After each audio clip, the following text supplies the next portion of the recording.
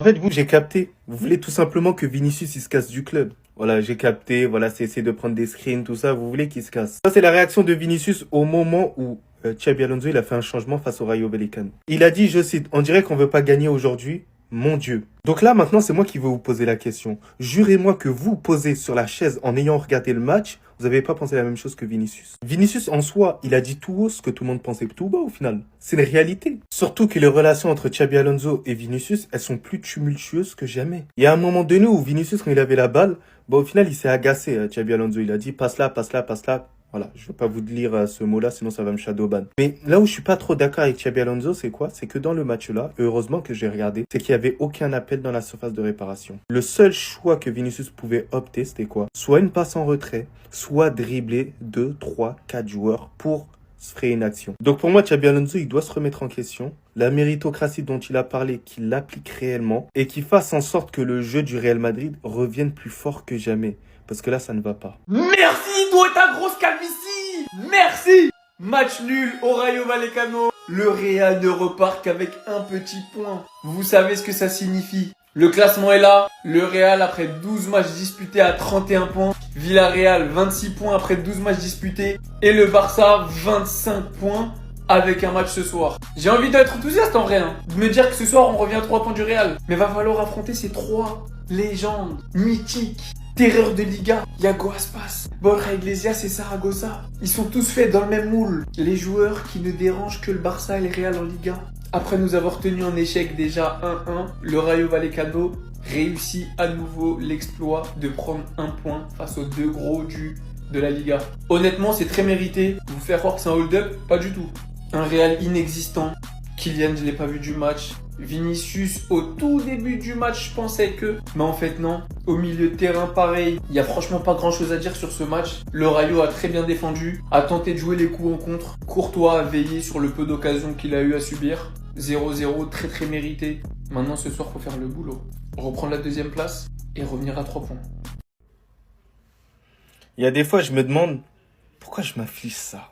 Regarder des matchs de merde comme ça. 0-0 face au Rayo Vallecano. Donc c'est dire que le Real Madrid, cette semaine, a mis 0 but. Alors je vais vous la faire courte, les gars. Sur tout le match, il n'y a quasiment rien eu. On a même failli se faire surprendre sur certaines occasions. Je vais même aller beaucoup plus loin.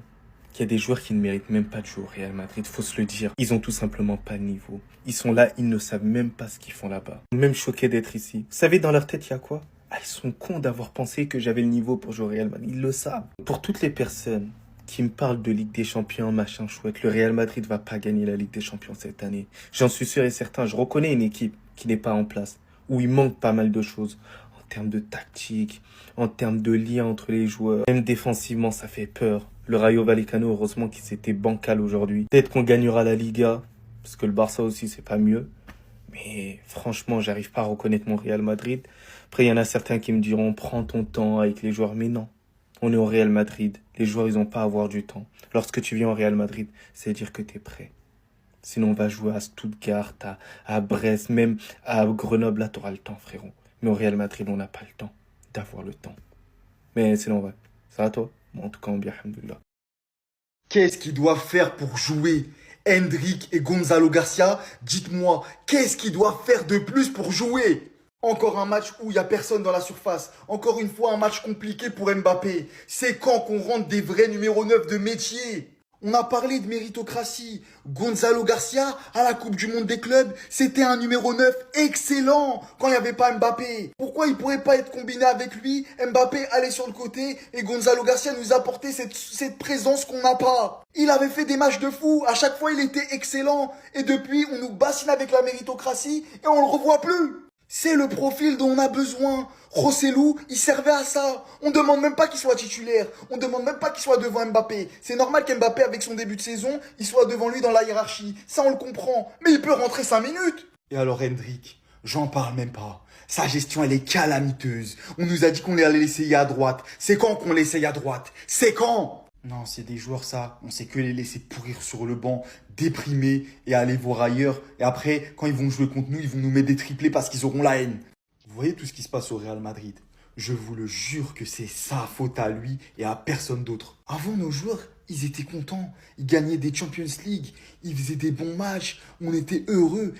Tout n'était pas parfait. Mais ça jouait, ça donnait des émotions. Aujourd'hui, tu regardes le Real Madrid. C'est fade, c'est ennuyant. On est là à accuser lui. C'est la faute de lui, c'est la faute d'un tel. Non, c'est pas la faute des joueurs, c'est pas la faute du coach. C'est sa faute à lui. Parce qu'il veut pas donner les pleins pouvoirs à celui qui dirige l'équipe. Parce que ce soit Xabi Alonso ou Ancelotti, c'est la même musique. À chaque fois, ils n'ont pas eu leur recrue. Ancelotti a voulu Kane. Il savait qu'il n'y avait pas de numéro 9. On lui a pas donné. Xabi Alonso, il voulait un milieu créatif. Angelo Stiller, on lui a pas donné. Et tout ça, c'est la faute d'une seule et même personne. La personne dont on parle jamais. Mais toi, t'es le coupable. On dit souvent aux joueurs de dégager du club. Mais la vérité, c'est quand que tu prends la retraite, papy.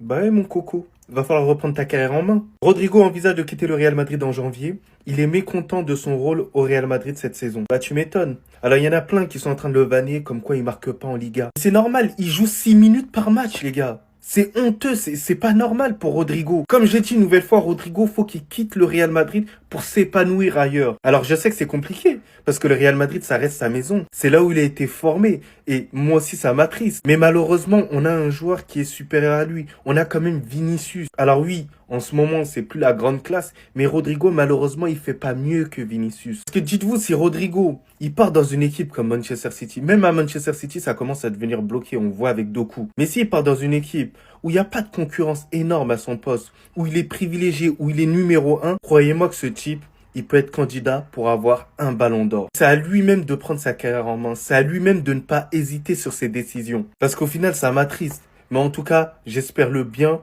Pour Rodrigo, ça me fait de la peine de le voir quand même sur le banc. Ça se voit qu'il est triste, ça se voit qu'il est démoralisé, ça se voit qu'il a envie de dire des choses. Mais il faut qu'il quitte Madrid.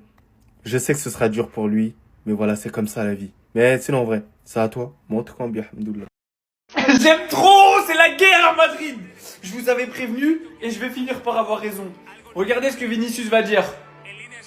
Là, il regarde les changements et il est pas content.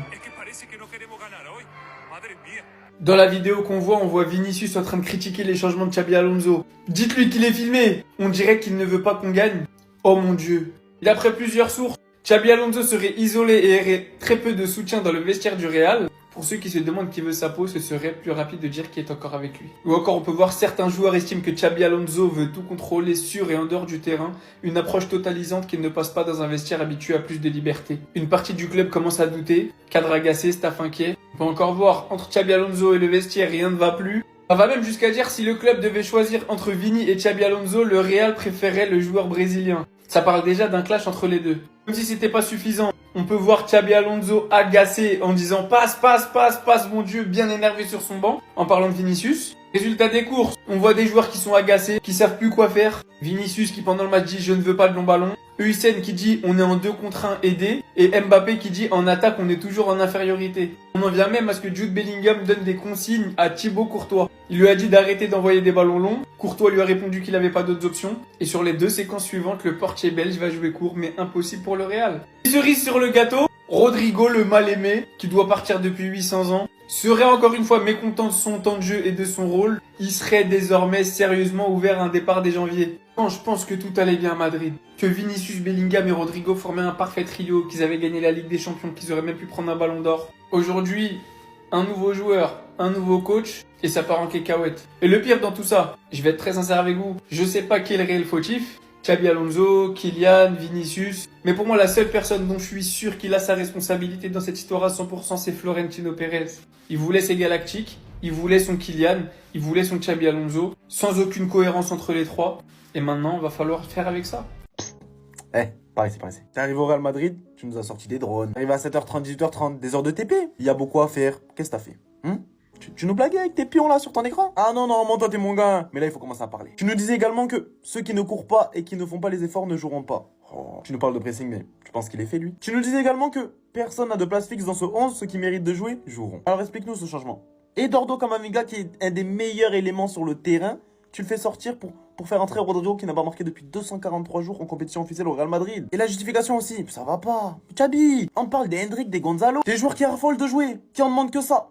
Tu leur laisses quelques minutes seulement, ils font la différence. Mais tu peux pas nous parler de danger. Ah, Chabi. Ça là aussi, tu penses qu'on va rien dire. Tu peux pas lui crier dessus, tu peux pas le gronder. Tu lui demandes d'être défenseur, milieu de terrain, attaquant. Occuper le poste de Kylian Mbappé, là, va faire les appels. Non. Et puis Chabi, rappelle-toi, il t'a dit qu'il voulait pas jouer à droite. Il ne peut pas mériter ça. En tout cas, il y a une chose qui est bien, c'est que t'as compris. Il faut faire de l'autocritique. Tu nous dis qu'il faut prendre les matchs de Liga un par un. Alors, vu qu'on défend les mêmes couleurs, je vais t'aider. Kylian Mbappé en neuf, ça a ses limites. Il faut que ça change. Tu le mets sur un côté. Tu peux laisser Hendrik ou Gonzalo, ou bref, tu peux laisser des gens tenter leur chance. Tu peux arrêter de mettre Eduardo Camavinga puni sur l'aile sous prétexte que Rodrigo il veut pas jouer là-bas. Si Raúl Asensio il est meilleur que Heusen, tu peux le faire jouer ou c'est parce qu'il est pas assez beau? Le Brahim Diaz collé à la ligne là, ça sert à rien, tu peux arrêter ça. Ça commence à faire long, j'ai plus de place sur ma main, mais si Rodrigo il a dit qu'il veut pas jouer à droite, t'es pas obligé de le faire rentrer. Hein. S'il a pas envie, il joue pas. Il y en a d'autres qui veulent jouer, faut faire juste ceux qui ont envie. T'as pas dit, tu nous parles de pressing de ceux qui font pas les efforts.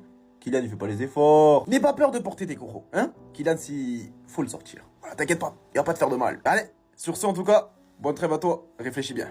Apparemment, il y a des sources qui disent que les joueurs du Real trouvent que les entraînements de Xabi Alonso sont trop durs parce que eux, ils préféraient quand on allait à l'entraînement, voilà, ça allait à l'entraînement, ça faisait des 1v1, ça faisait des banides, ça faisait que des confrontations. Voilà, on a Hazard qui ressemble à Lucas Vazquez contre Lucas Vazquez. Voilà, Hazard il marque pas, Hazard à la fin, il passait même plus Lucas Vazquez quand même, c'était dur. Voilà, donc on avait Tchouaméni qui faisait des virgules à l'entraînement, voilà, ça faisait rire tout le monde, on s'amusait bien, c'était ça le Real Madrid, c'était magnifique. Et n'empêche, ça marchait. Et là, on a Mariano Diaz contre Rudiger. Là, le ballon, il sert à rien en vrai de vrai. Il faut leur donner des gants de boxe. Faut qu'ils se la foutent. Là, vous voyez bien que le ballon, il sert absolument à rien. Ils vont juste envoyer des patates. Là, ils vont l'envoyer au sol. Là, c'est du sparring en vrai de vrai. C'est juste un sparring. C'est n'importe quoi. Ferland Mendy, balle au pied. Ferland Mendy. Eh oui. Mais non, c'est pas Ferland Mendy. Ça là-bas. Oh, le gros raciste. Mais là, il y a Xabi Alonso qui arrive, il commence à mettre des circuits de passes, des trucs, des passes essuies, mais ils comprennent rien, les mecs, ils sont plus habitués, ça envoie des passes, c'est n'importe quoi, le ballon, il fait que rebondir. La pelouse, elle est lisse de ouf, le ballon, il fait que rebondir, ils comprennent pas, on dirait il y a de l'hélium dans le ballon. Regardez les passes que ça envoie, en plus après, regarde la pelouse, il dit, non, c'est pas la pelouse, c'est pas les crampons, vous savez pas faire des passes, le ballon, il fait que rebondir. Xabi Alonso, il va péter son crâne, là.